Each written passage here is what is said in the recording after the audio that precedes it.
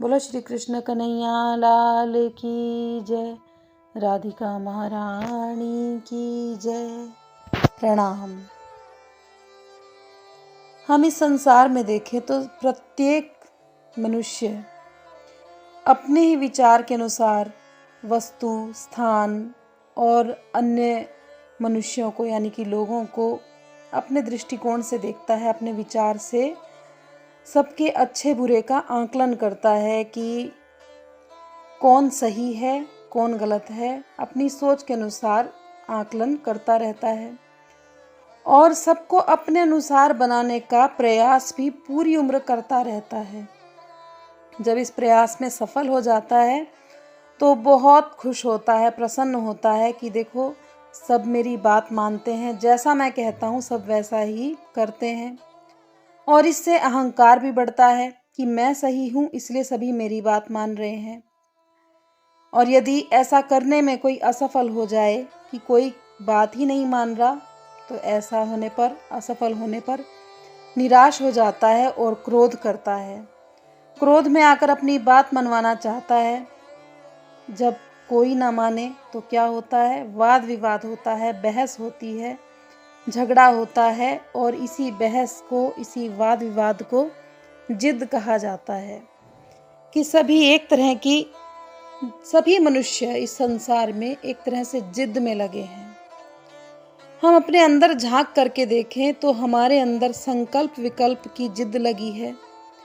कभी संकल्प विजयी होता है तो कभी विकल्प विजयी हो जाता है।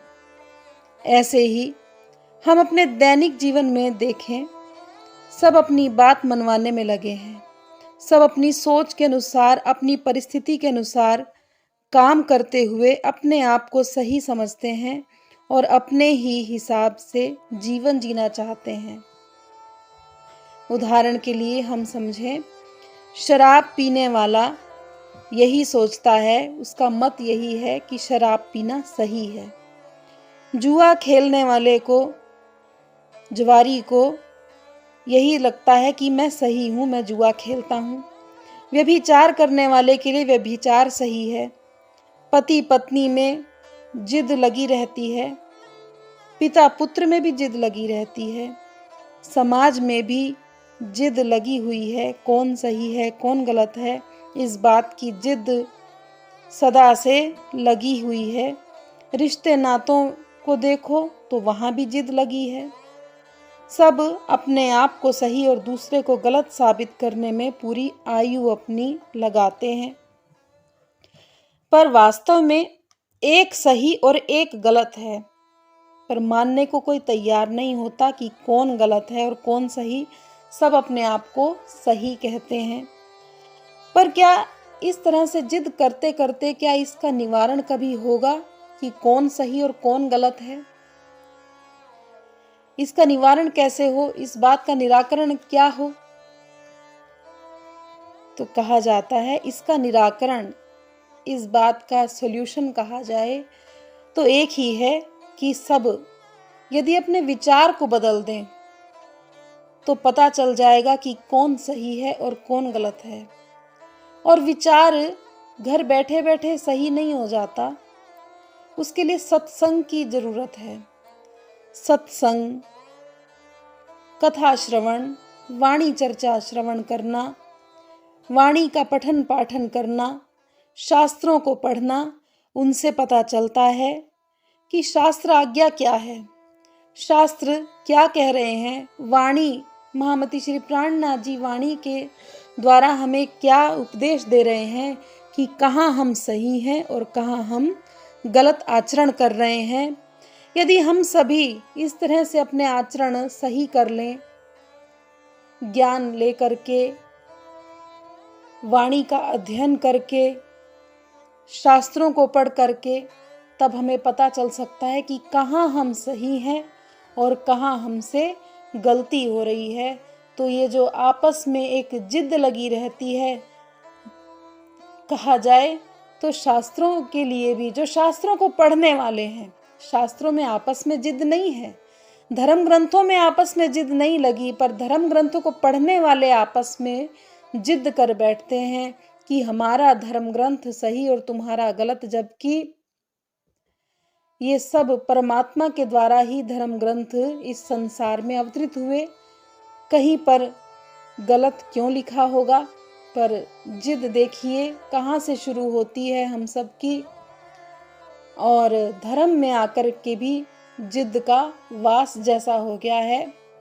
पर सही बातों को जो शास्त्रों में अथवा वाणी में जो लिखा है, उनको हमें, उनका जो निचोड़ है उसमें वास्तव में हम सबके लिए क्या आज्ञा है परमात्मा की, उसे समझ करके हमें अपने विचारों को बदलना होगा। जब हमारे विचार बदलेंगे, हमारे विचार शुद्ध होंगे, तो ना तो घर गृहस्थी में ही जिद होगी, ना धर्म में ही जिद होगी, ना संकल्प विकल्प में जिद होगी, ना पति पत्नी, ना पिता पुत्र, किसी में ये जिद रहेगी ही नहीं। और सब केवल एक जिद में लगेंगे। जिद कह लो, चाहे ये कह लो कि एक हमारा लक्ष्य हो जाएगा कि हम इस जिद को छोड़ करके दूसरी जिद, दूसरे लक्ष्य को पकड़ लेंगे कि हम सबको जहाँ जाना है हम उसके लिए प्रयास करें। आपस में एक दूसरे को नीचा दिखाने के चक्कर में बहस करके हम अपना समय जो गंवा रहे हैं, उस समय को हम लगाएं तो परमात्मा का ध्यान करने में, उनका भजन करने में, उनको प्राप्त करने के लिए हम कुछ साधन करें, भक्ति करें। और आपस में सबके साथ, चाहे घर गृहस्थी हो, चाहे रिश्ते नाते हो, समाज हो, चाहे हम कहीं भी जाएं, सबके साथ दूसरों का आचरण बदलने से पहले कि दूसरे क्या कर रहे हैं वो ना देख करके हम अपने आचरण को शुद्ध करें, निर्मल करें। सबके लिए हम अच्छे विचार रखें, सामने वाला भी अच्छे विचार रखे ना रखे वो ना देख करके हम स्वयं को बदलें। हम बदलेंगे तो संसार भी बदलता दिखाई देगा। महामती श्री प्राणनाथ जी ने कहा है, पहले आप पहचानो रे साधो, पहले आप पहचानो। पहले अपनी पहचान करो। यदि कहीं भी बदलाव करना हो तो पहले स्वयं में बदलाव लाओ। यदि जिद दूसरों की छुड़वाना चाहते हैं तो पहले अपनी जिद को बदलो, अपने विचार को बदलो, अपनी पहचान करो और पहचान करके और अपने लक्ष्य की ओर बढ़ो। प्रणाम।